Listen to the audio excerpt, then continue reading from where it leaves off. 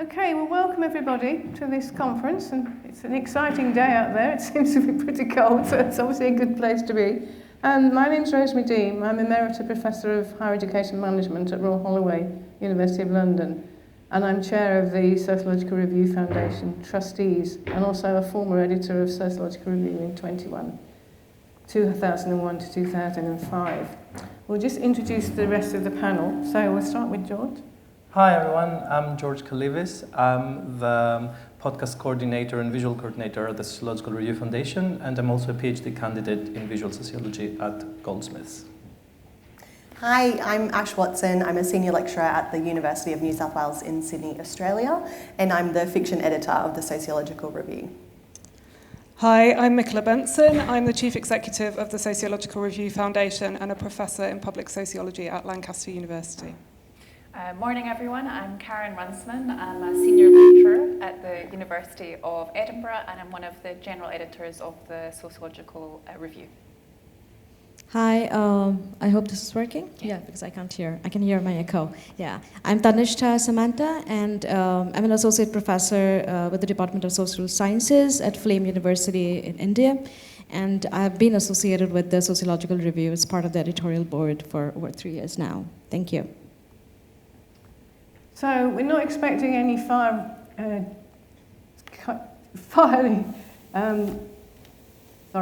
not expecting any what's the word that goes? So if you hear a noise and it sounds like the fire alarm, basically you should make your way to the keys bar, and then there will be a procedure to get you out of the building for that. I'll just say a little bit about the charity and the work that we do. We were established in 2015 to deal with the otherwise taxable income brought in by the Sociological Review, and we're engaged in a lot of different activities. I'm sure lots of you already know about those. It includes projects which interact with early career researchers, a curriculum of sociology for school and college students and others in sociology, an annual seminar series, but we also work quite a lot on public benefit activities, for example, the podcasts. We have a regular magazine which presents research findings in a readily accessible form. We publish book reviews. We have an image maker in residence sitting next to me who posts images and text on Instagram. And finally, we have a website which is increasingly consulted internationally. We run regular writing retreats for early career researchers and share educational resources with teachers, students and other interested parties. We've funded an early career sociological review fellowship for quite a few years in conjunction with Keele University. I just thought before I finish introducing everything, I'd just say a few words about public sociology, because I think it's something that people think is relatively recent, but looking back to a long, long time ago when I was a research student at Leicester University, my supervisor was somebody called Olive Banks, who was a British sociologist who mainly worked at Liverpool and Leicester universities. And she wrote a book long before then called Parity and Prestige in English Secondary Education. Now you may wonder why I'm mentioning something this. This book was published in 1955, but it helped change the face of English secondary schools from selective to comprehensive in the 1960s.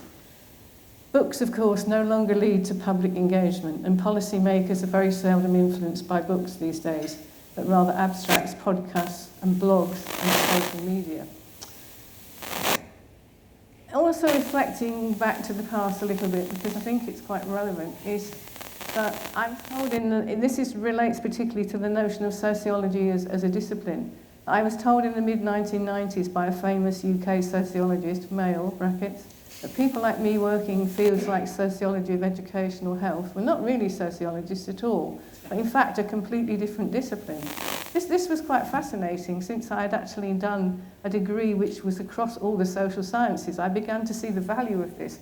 But it also was quite problematic, I think, and it led to quite a few departments of sociology not submitting in the Research Excellence Framework in the UK to sociology, but going into social policy because they feared that their applied efforts would not be appreciated. And I mean, hopefully that's dissipated to an extent today, but I think despite sociology's apparent embracing of disciplines other than themselves, depends on the context, because I think sociology is perhaps still somewhat ambivalent towards sociologists who happen to work in other contexts like political science, sports science, social policy, business and management, education I've already mentioned, health studies. And I think that's part of the debate about what counts as sociology and what are we trying to do with it.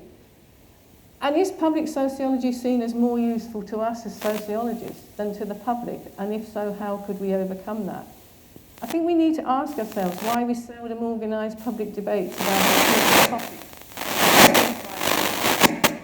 What democracy means in today's world, housing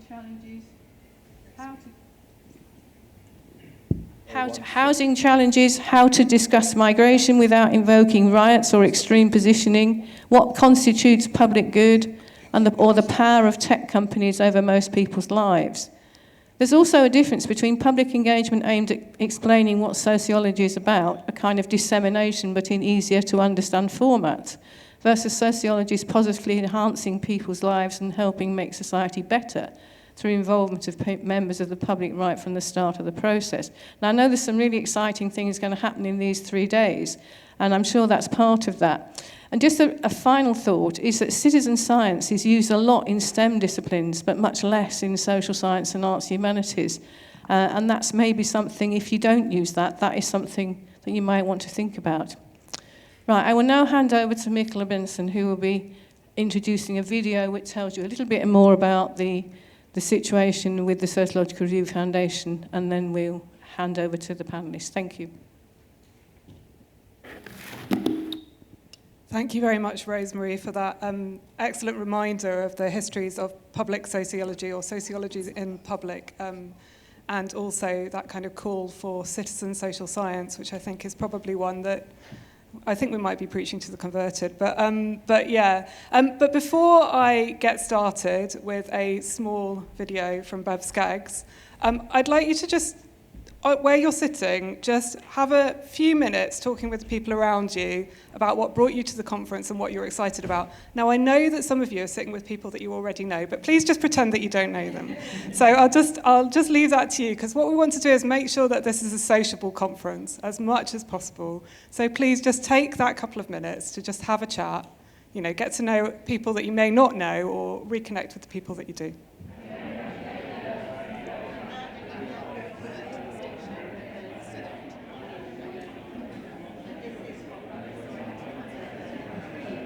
Okay, so I'm really excited to see you all here today, and my hopes are for this conference to be a space where we can foster community and think together about the value of sociology, particularly of public sociology, and ways of communicating this from the tried and tested methods to more innovative engagements. I'm really delighted to be welcoming colleagues from across the academic life course, as well as practitioners, artists, activists, curators and teachers who will also be joining us for the conference. And I have to say that after the last conference in 2018, which I'm sure that there are others in the room who are still recovering from it, I didn't know when we would next be doing a conference, but I am absolutely delighted to preside over Undisciplining II. The last conference, I think those of you who were there will agree, was it left quite a legacy for those of us who were there. And at the time, I talked about how sociology did not have a monopoly on the sociological, although I have to say I can hardly claim that I'm the only person to have ever said that. It seems like a lifetime ago because of what's happened in the intervening period, but the Sociological Review has remained strong in its mission, which we've now revised and updated. And for me, the closing sentence of our manifesto says it all. The Sociological Review offers an invitation to do sociology as part of a community, to work to envision radical alternatives, and to journey towards the future we wish to see. In the context of the UK and further afield, thinking sociologically is as vital as ever. It equips us and others with the tools to understand the world around us, from the ravages of climate change and genocide to the dynamics of everyday life. And in these times, it allows us to imagine more just and equal futures, to work towards bringing these into being. But first, a little bit about how we got here from Bev. For those of you who aren't aware, Bev Skeggs was the founder of the foundation, I think is probably the best way of putting it, former editor-in-chief, but also the chief executive prior to me. So how do I press play on this? Oh, here she is. Hello, I'm sorry I'm not there to speak to you in person, but there's lots of lovely people from the Sociological Review who are.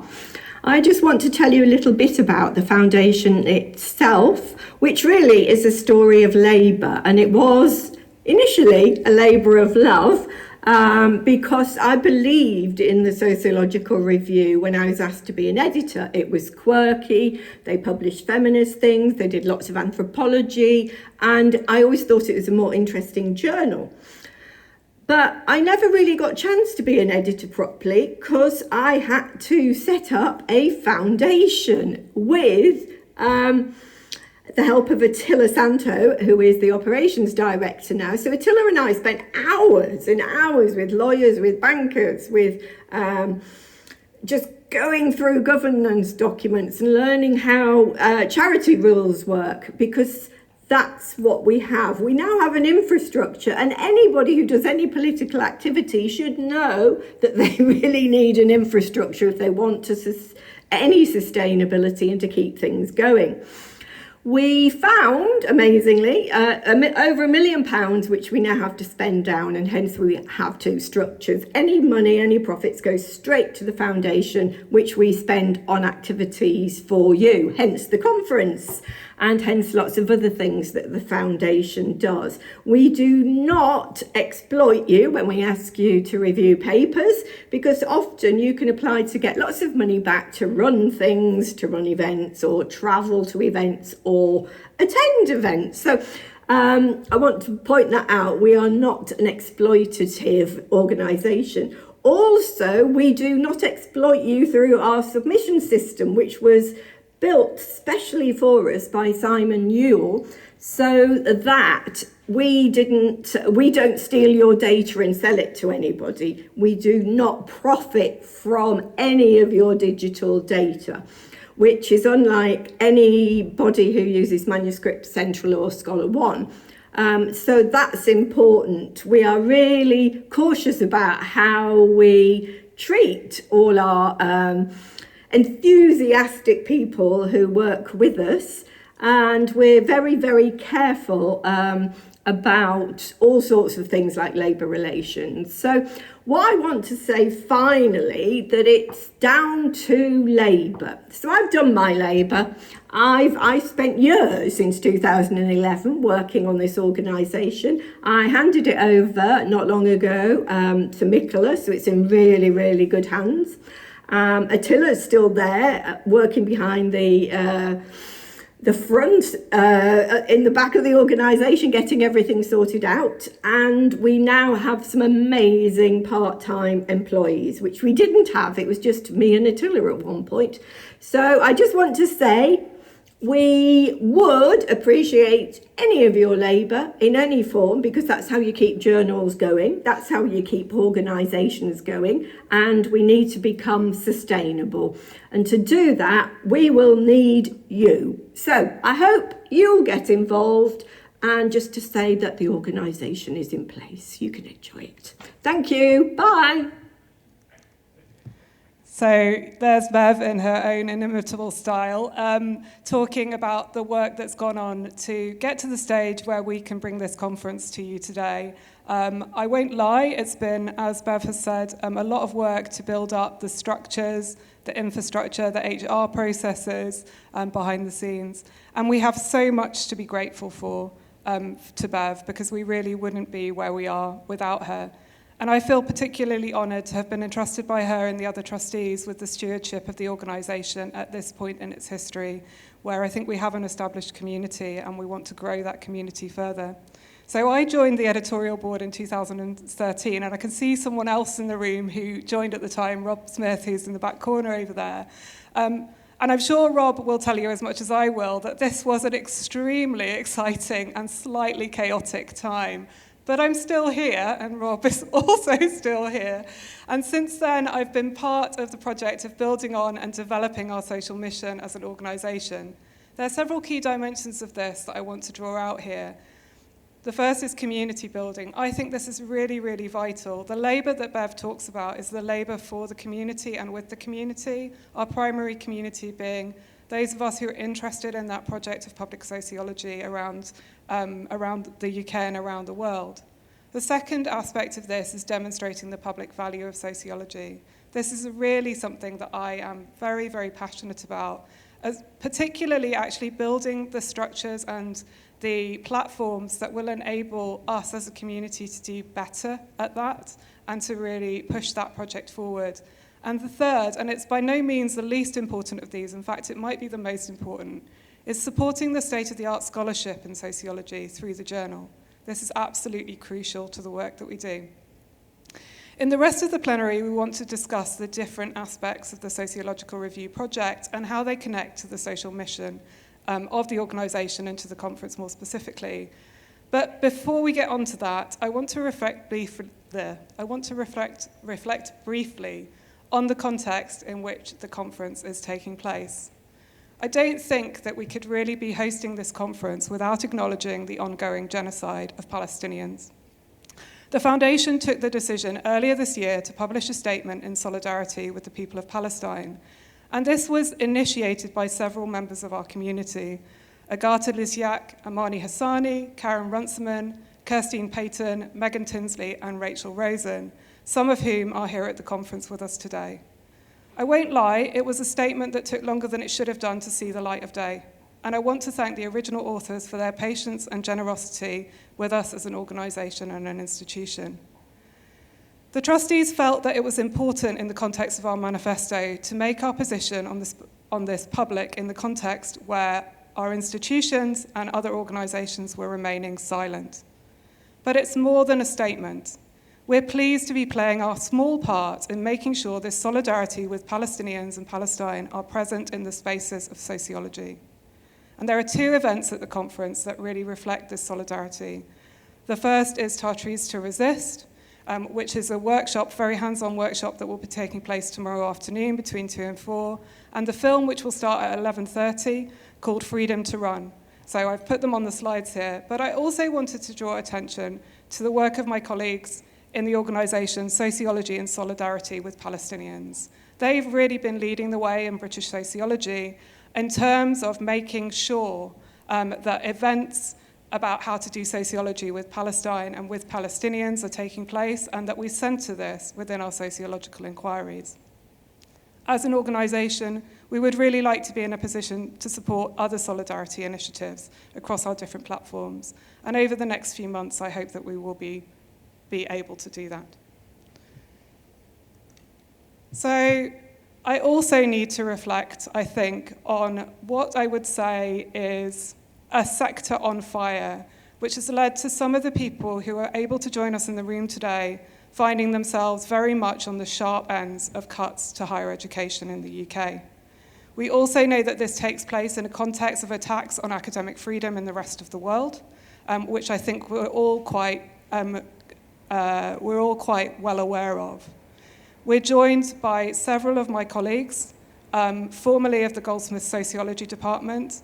And I should say that one of the reasons that the Goldsmiths Sociology Department is so important in the context of the Sociological Review is that so many of us have passed through it and have been part of what was an incredible project.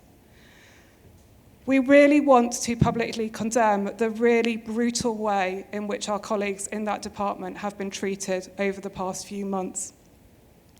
I think it is, I actually don't have words. I will say, I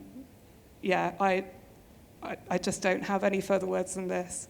It has been horrifying to see and to hear from my colleagues who were still there.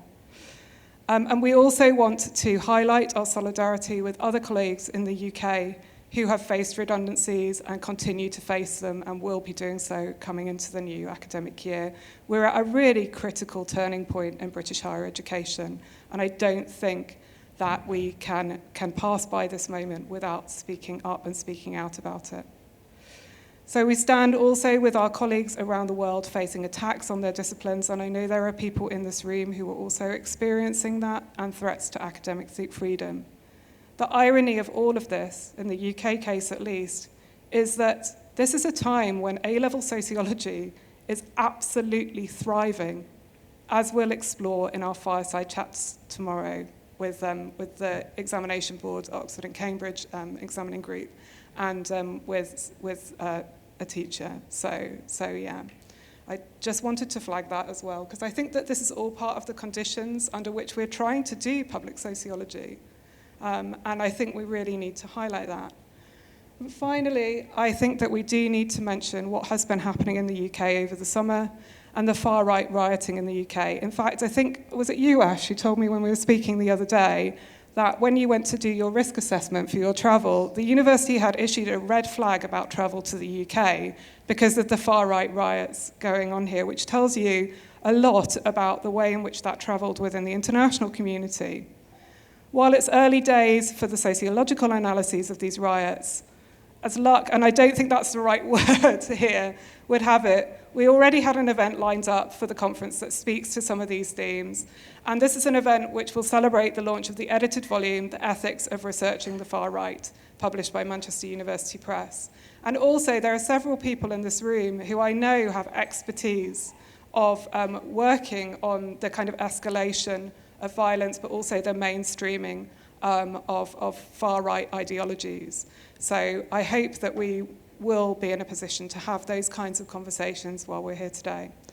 But I think that's enough from me. I would like to start to bring in members of my illustrious panel who are sitting here with me on the stage to talk a bit about the next 3 days and what we've got lined up for you, and hopefully through that to talk about the sociological review a little bit. So I think we've already heard a little bit from everyone about how they're involved with the sociological review, but I'm going to turn to Carin first. You already mentioned that you're an editor. Do you want to tell us a little bit about what it was that attracted you to becoming part of the sociological review community? So I first joined the community in 2021, I believe, when I became an editorial board member, and that followed after actually publishing with the journal in 2020. At that time, I was based at the University of Johannesburg in South Africa. And part of the reason that we wanted to publish with the journal was in a different way, partly what Rosemary was saying, that this wasn't going to be a journal where we had to justify that sociology happened in South Africa, which often is the experience we have with publishing with other journals.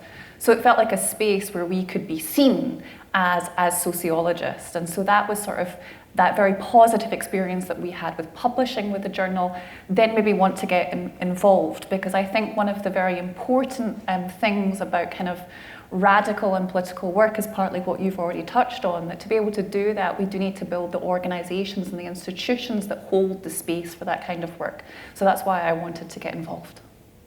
Thank you very much. And could I just do a follow-on question as well, which is, what does the mission of the Sociological Review mean to you? I think the central thing for me is about its commitment to public sociology. And I think this is a very interesting time, both in terms of politically where we're at, but also thinking about what public sociology means in different spaces and places. So having, since the first 15 years of my career being spent in South Africa, where to talk about public sociology, and again, if you follow some of the histories around public sociology, arguably the term originates from South Africa, and the integration with sociology in the fight against apartheid, but also its integration with the building of the post-apartheid state. It very much helps when you're the Minister for Higher Education is actually a sociologist. You don't need to defend the need for sociology quite in the same way.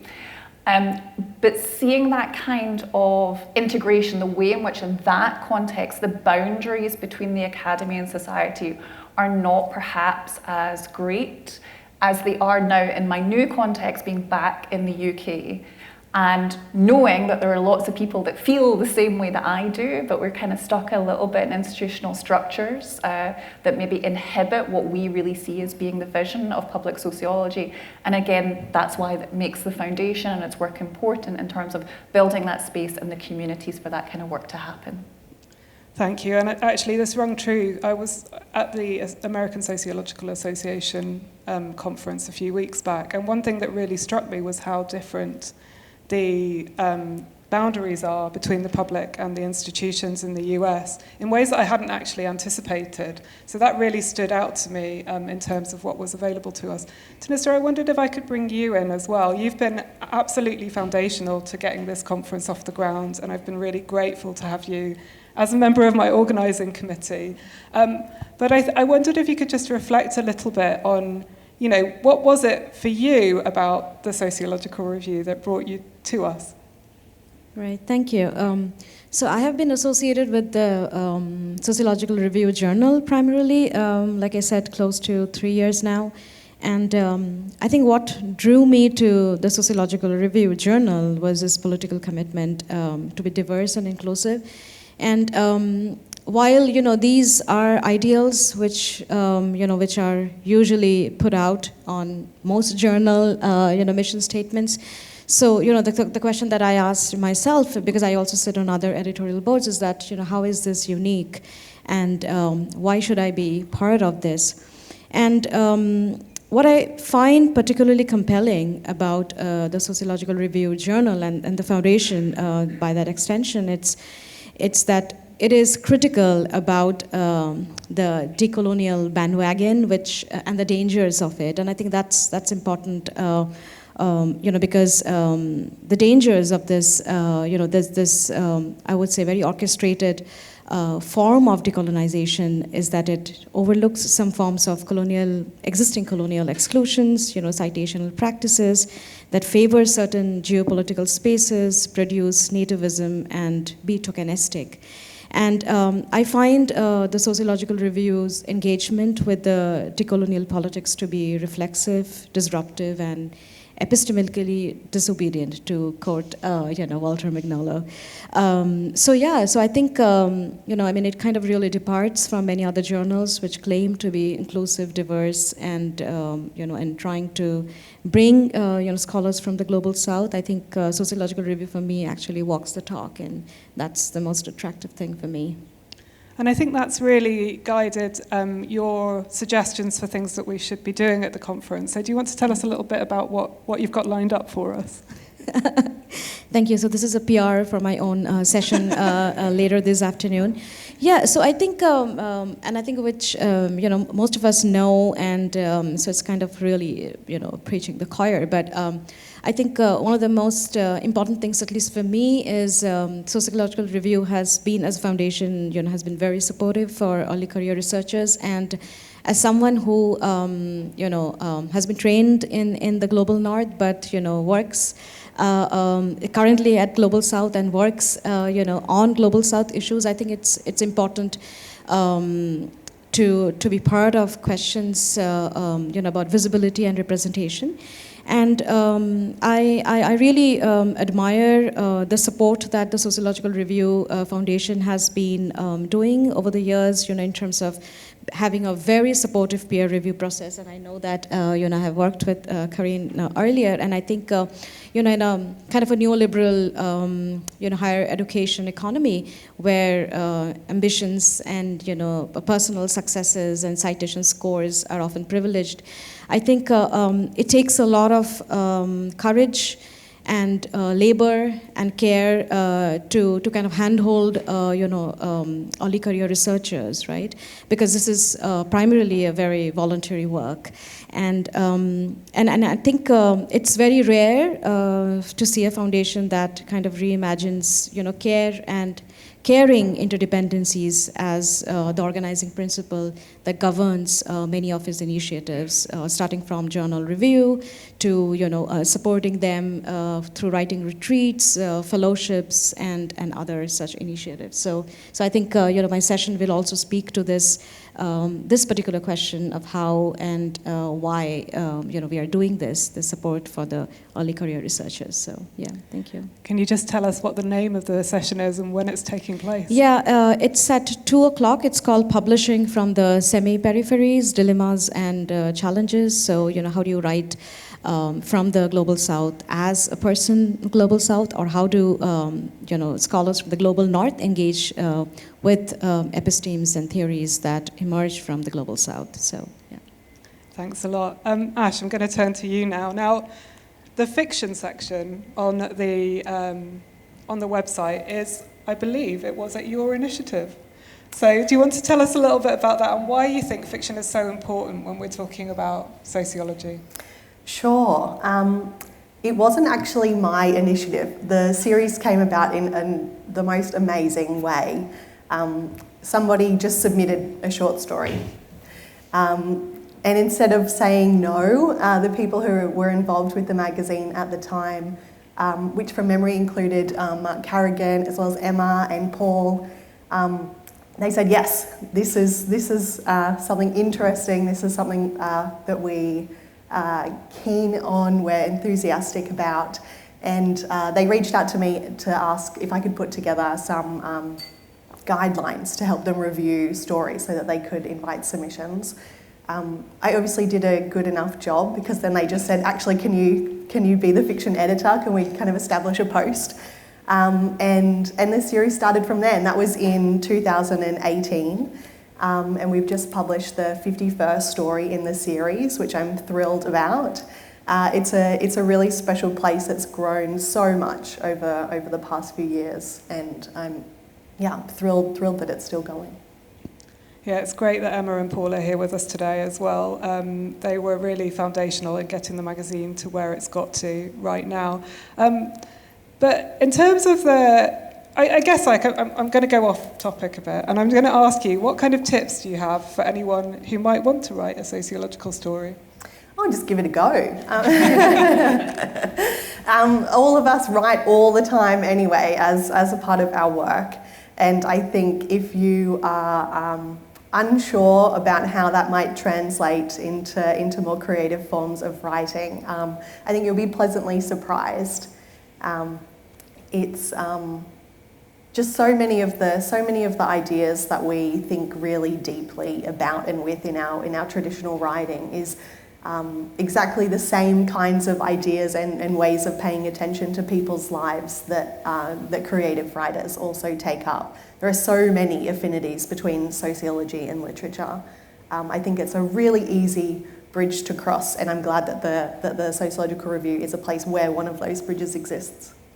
I mean, there's a very long history, actually, of the Sociological Review as a journal publishing fiction. And if you visit, and I'll put a slide up in a second with a link to it, the virtual special issue for the conference, you'll find a paper by H.G. Wells published in 1908, which was published in the pages of the journal, which shows something of that longer trajectory of what the Sociological Review has been trying to achieve over its very, very long and illustrious history. I've used that word twice now. I don't think I've ever used it that many times in my whole life. In terms of what you're particularly looking forward to, Ash, what would you say? Oh, definitely the public lecture tonight with Jackie Kay, who's speaking about her new poetry collection called Mayday. It's a phenomenal piece of work. It really is. So definitely do come along. I'm really looking forward to her talking about how the work came about, and also her own studies in sociology as an undergrad, and how that has informed an amazing career as a writer. Yeah, including the fact that she ran away from sociology quite quickly, which I think she's going to tell us all about later. George, I'm going to come across to you and ask you about, apart from my charming personality, what attracted you to becoming part of the Sociological Review community? Sorry, I should caveat that, which is that George and I have worked together on something else previously, and I recommended that he come over and join us because of the skills, the very unique skill set that he brings. Yeah, so thinking of that skill set, I think so, because I'm a trained architect before being, or trying to be a sociologist, let's say. So I think I keep on finding these two sides of myself being attracted to the Sociological Review. It's like the architect that seeks to deepen theoretically and understand things more critically and more, in a more scholarly way. And that side, it's very contradicting because that's the architect wanting this really. And then the sociologist who has understood the things scholarly, let's say, wants to turn back to practice and then be more creative and be more experimental and more visual, basically. And I think that the Sociological Review has offered the space to kind of do both of these things in a way that explores, visual sociology, but the way I understand it is more like sensory sociology, basically. And that's what attracts me here. And making this public, of course, afterwards. Yeah. So when we put together the conference, what was it that kind of you started to think about in terms of what would be a good intervention for you to present at the conference? Oh, I think I submitted 3 proposals. And a little over-enthusiastic, but yeah. One was for a showcase of our image makers in residence, which is a program that it didn't start with me. It was first Laura Harris and then Priya Sharma, and then I took over kind of a couple of years ago, which is a monthly residency where we invite like practitioners, let's call it in general. It could be artists, it could be sociologists, it could be people who are doing something that has a more than textual element in their research and work. And we share that through our Instagram feed and through our with an interview on our website. And then we actually have like quite a, not large, but we are having an archive of these, people now, like residents in a way, and their work. And so I wanted to do a showcase of this, which I ended up doing downstairs. So yes, check that out. And then I was also thinking of doing a panel discussion. And actually tomorrow, the morning plenary, which is called Subversive Recollections, Inventing, Inverting, and Inheriting Visual Archives, which I'm chairing. I have actually invited representatives from 3 different visual archives who have, over the years, been image makers in residence in our program. And we're going to be, talking about how you can revisit and, make or inherit archives in a grassroots way that subverts taken for granted understandings in terms of gender, sexuality, ethnicity. And I don't know if I should be talking more about this or you should just come tomorrow and see. Not too many spoilers. Yeah. But I just wanted to pick up on something else that you just said there, George, which is about Instagram. And we haven't mentioned yet about our quite extensive social media presence and why we think that's important for the project of public sociology. And I wondered if you wanted to reflect a little bit on why using those platforms might be particularly useful for, spreading the word, or what you think it's useful for. I think first of all, you can find more like people who are not sociologists on these platforms, on Instagram specifically, and a way to do public sociology beyond people who have been trained as sociologists is to, to open up and then invite other audiences in. I think also there's an element of making things visual that, for instance, with Instagram, we've said Instagram too many times now, specifically, that is quite interesting in the sense of combining. So, that's the whole argument of visual sociology in general, right? The way you translate research closer to, the sensory ways the social is originally experienced rather than through words always. And I think that, social media platforms can do that in some ways. Yes, I don't know if that answered your question, Michaela. It does. Of course it does, George. Yeah. So if you haven't already checked out the Instagram feed, that's where you'll find George's fantastic image maker in residence section. But also do take a look at that exhibition, which is downstairs.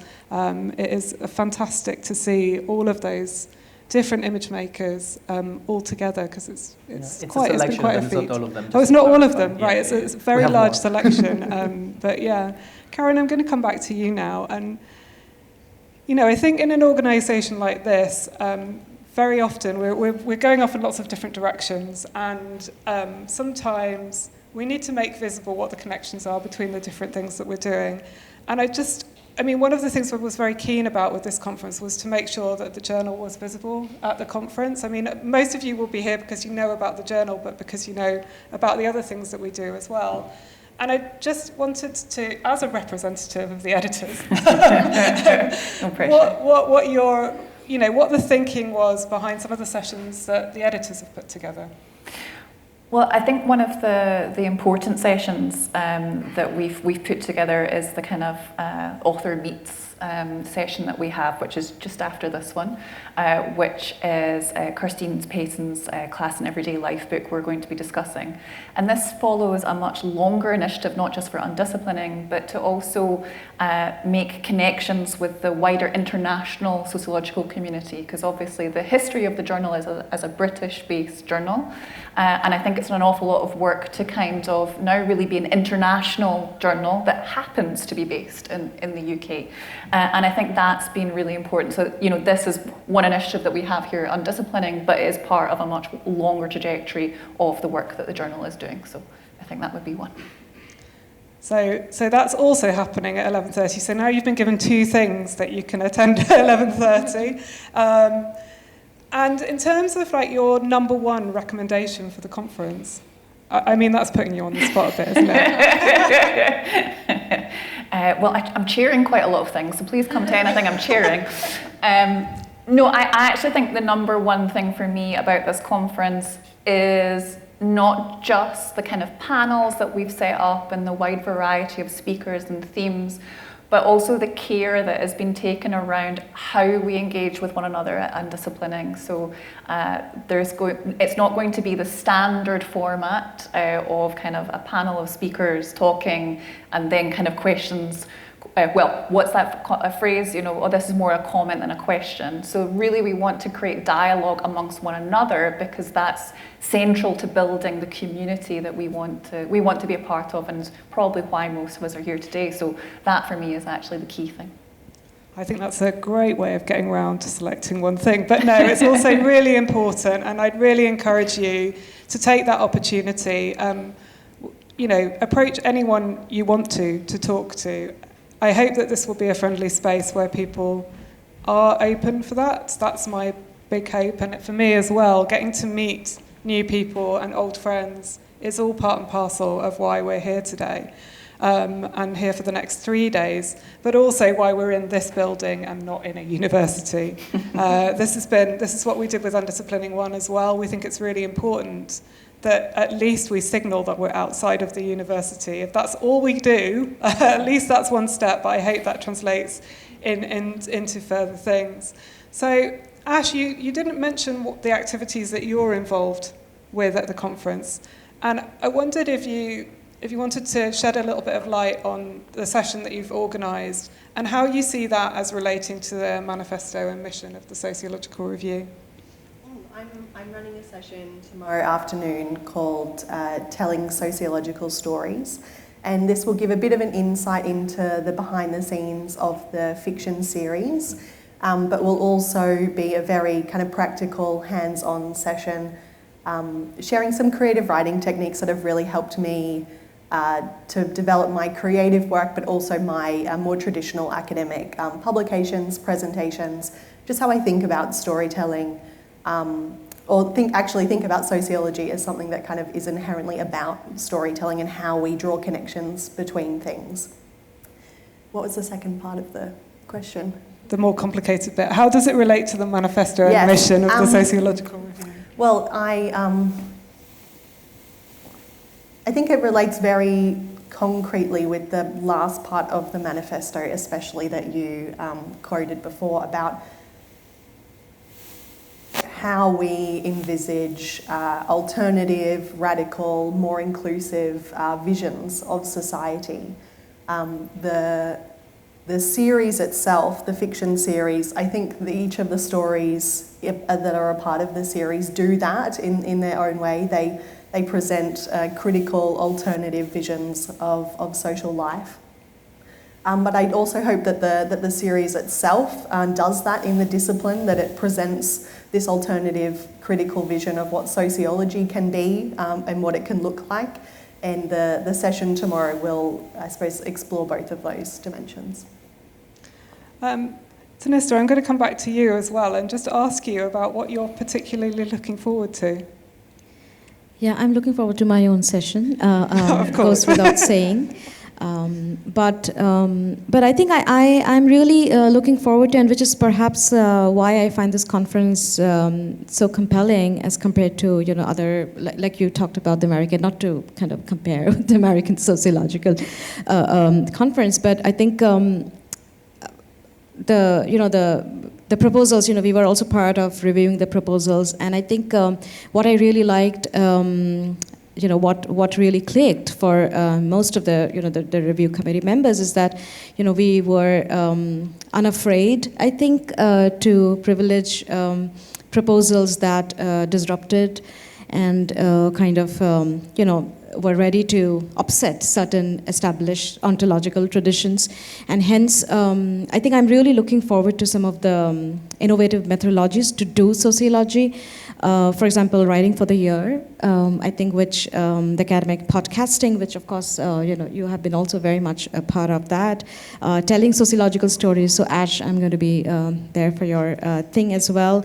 I also liked I think there are 2 sessions on the sociological sound walking. So that's also something. So I feel like, this kind of, somatic and effective ways of doing sensorial sociology is something which is, I guess, very unique to this conference, and I would encourage everyone to be part of those sessions. Yeah. That's great, and some good shout-outs to things that I think I might be chairing things at exactly the same time as all of those events, but yeah, I really do encourage you to do that. And on the kind of the movement and the sensorial, there are still a few places on the. I can't even remember the name of it now. There's a running option for people who might like to run, women who might like to run specifically, with the performance artist Jennifer Jackson. So I think there are still a few slots, but they're probably at 12 and 2 today. So unless you've come ready prepared, you may need to go back to your hotel to get your running shoes. But I would definitely recommend it if you are wavering about it. She's fantastic and a great interlocutor on sociological issues. So yeah. George, I think I've asked you what you're looking forward to. Yesterday. Yesterday I asked you. Okay, so that wasn't for a public audience. So do you want to tell us a little bit about what you're particularly looking forward to? I mean, I'm in general looking forward to, having exciting discussions with people, but more specifically in terms of the sessions, I'm looking forward to a workshop, a Zoom-making workshop on Thursday at 2 p.m. called Kicking Down Doors, run by Joe Krishnakumar. And this is actually a workshop about the ways we embody boundaries and borders, and specifically in relation to how queer closets are also cultural, and what does this mean for our understandings of queerness, basically. So that's what I'm looking forward to. That's wonderful. So the things that I'm particularly looking forward to are talking with all of you, having a look at what's going on and seeing what the breadth of public sociology is today. And I think that really for me is a standout thing of any conference, is learning from you about what we could also be doing in the future. And please do come and share with me. There are other members of the Board of Trustees and the editorial board around, and staff who we do want to hear from you. Our ears are open, so please do come and talk to us about that. Is there anything that anybody wanted to add before I move on to the next bit? Have I asked you all of your questions? Have I let you off the hook now? So. Oh, Karen's giving me 5 minutes, so I better move on. If you want to check out the virtual special issue for the conference, which has been produced by our publishers, Sage, please do go and visit it. All of the articles there are free to view until the end of September. And I am particularly excited about this because it spans the entire history of the Sociological Review and does include that very early paper by H.G. Wells published in the journal, as well as the award-winning paper by Ruth Levitas that also focused on that utopian project of H.G. Wells. I also am taking the opportunity to remind you that there are always opportunities to get involved with the Sociological Review. And here's a list of our current and upcoming opportunities. I realise that these are hyperlinked, which is not that helpful in the context of a conference, but this is to say that you will get sent these slides after the conference, so you'll be able to click through and have a look at some of those. I think what this signals is the breadth of things that we are engaging with at the moment and the direction of travel that we're going in. But another way of finding out what we're up to is signing up for our newsletter, which our communications manager, Carin is very carefully curates every month, and it's full of fantastic resources, what we've been up to, what we're going to be doing. So please do go along and sign up for that, and you will find information on our upcoming activities and initiatives. Now, before I hand over to the Q&A, I want to kind of give you a little bit of a flavour of where we're going. The conference and all of our other initiatives have been made possible by our charitable assets. And of course, over the last few years, those have, because we've been spending them, because we have to. As charities, you have to spend money, just in case anyone doesn't realise that. Our assets are declining, as would be expected. So I want to talk to you a little bit about that. But before I do that, I have another video. Carin, I think I'm going to be about 3 minutes over, by the way. So this is Charlie Rumsby, who is a former Sociological Review Fellow and one of our alumni. Hello, my name's Charlie Rumsby, and I'm a lecturer in Childhood and Youth Studies at the University of Sussex. I was also fortunate enough to be the Sociological Review Fellow from the year 2022 to 2023. This was an incredible year for me. It gave me an opportunity to spend a year writing a book proposal and starting to develop a book that centred on my doctoral and postdoctoral research. As an early career scholar, it's very tricky when you finish your doctoral studies to go on and find a job that aligns with not only your research but with the subject matter that you're passionate about. And being the Sociological Review Fellow, I was able to spend a year without the pressures of teaching and the strains of looking for a job, just to focus on writing. And this is something which not only gave me the opportunity to develop my work, but it also gave me an opportunity to network within the Sociological Review Foundation and all the colleagues who are attached to that, but also within the Sociological Review Journal. As a working class scholar, I felt like this was a really important fellowship to be able to secure, because there is a lot of pressure on early career researchers to, when they finish their doctoral studies, to align themselves with projects that aren't necessarily related to their existing research, because of the pressures of finding a job and job security. And these pressures are really compounded when you come from a working class background. So it was an opportunity for me to have that time and have that space and to have that support through the mentorship program from senior colleagues who were able to advise me on how to publish a book, how to write a book proposal, and to really support me along the journey. And since being the Sociological Review Fellow, I have found that my career and that opportunity that was provided for me has really been defined now by my own expertise, my own research. And it's been great to still be connected to the foundation and to get more involved in its work, both in the Sociological Review Journal, but also writing for the Sociological Review magazine. So all I can say really is that it's a great cause to support, and it gives people like me who do not have support from any other network, from family, from friends, to really step into a career path that perhaps is unconventional from the background that I'm from, but actually really is something that when you've worked, 6 years to get to a point in your career where you've finished your doctoral studies and you've managed to climb that mountain, that when you get to the top, you're able then to continue to progress your career in a way that's fitting and desirable for you. And now I'm very fortunate to have a job as a lecturer in the subject that my research is based in, and I think that having this fellowship really made the difference and made the opportunities that have come after the fellowship more easy to get and accessible, because the foundation and the work that it does has a great reputation, and it was, for me, an absolute privilege to be aligned with its values and with its mission. So, like Charlie, I was fortunate enough to be a recipient of the Sociological Review Fellowship, and I can categorically say that without that I wouldn't be sitting here in front of you today, and I wouldn't have had the privilege of meeting so many of you through my journey. It really set me on the right path, I would say, so I can attest firsthand to how it's impacted on me as an individual. And at the time, the Sociological Review was offering a fellowship when there were even fewer postdoc opportunities than there are today, if you can believe it, for those of you who are coming up to the end of their PhDs or just stepping out of it. It was a time when the ESRC had actually cancelled its postdocs, so there really were very, very limited opportunities.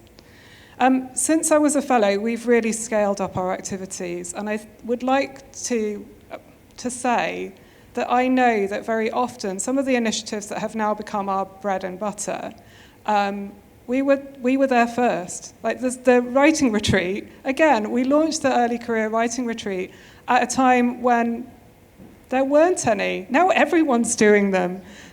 So obviously I'm making the claim that we are just leading the way on all things. But the reason that we did that was because we really strongly believe in bringing on the next generation of sociologists through those ECR initiatives. And for those of you who are not familiar with it, this is a writing retreat where we cover your attendance, we cover a lot of your travel, we cover childcare. I've probably missed things off that list as well, Attila.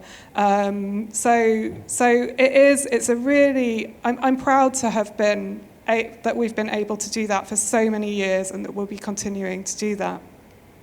And this is really fundamental to our commitment to the sociological community, alongside the other initiatives that you've heard us talk about today. And it's really what links those points about labour that Bev made to the broader project. Everything that happens in the context of the organisation, everything that you do for us does contribute towards building that community and all of that. Now, I have an ask. This is the last thing I'm going to do today, and those of you who know me will know that I feel incredibly uncomfortable about doing this. It's great to see so many of you here with us today, and I take it as testament to the strength of our community and what we've been able to achieve. But I do have a final ask, a way in which you can help us to support our work further. We're entering a new phase where we have to diversify our income streams in order to sustain our activities and to continue to foster and support our communities. Very simply, we have for a long time been reliant on the royalties that we've been able to get through our publishing deal. And one side of open access is that means that our royalties have been declining year on year. So we're now seeking additional ways to support our activities for the benefit of the sociological community. And this will include not just fundraising, which is obviously what I'm promoting to you today, but some training opportunities probably, and other possibilities for you to collaborate and partner with us. Right now, what I'm focusing on is the fundraising initiative that we've launched this year. It started with the podcast, and we've been delighted that some people have contributed to us through that. And now we're extending it organisation-wide. I should have checked what was on this. Yeah, I've checked what's on this slide. It's fine. It's all in order. But whether it's to support the early career initiatives, such as Strictly Come Writing, our podcast, or any of our other initiatives, we're now welcoming donations. I realise that not all of you are in a position to do this, and that's completely okay. You're contributing in many other ways. But for those of you who are able, if you're able to make an additional donation to help us to further our cause, we would very much appreciate it. Whether it's £10, £50 or £100, every contribution counts and will be used directly to support our activities for the community. And as I said before, we're really grateful to those who've already donated to help us support the podcast and to help ECRs attend the conference, which was one of the asks that we had with the conference fee. So donating is easy. There's a QR code on the slide, but there's also a donation. There's information about donation at the welcome desk that you can you'll be able to find. So please do consider donating now or in the future. But I just also want to thank you all again for your generosity and support. And I think we can together make some lasting income. I will not close because we are going to open for questions. But in case I forget to say it later, which I might do, please do enjoy the rest of the conference. And thank you for being part of this incredible journey.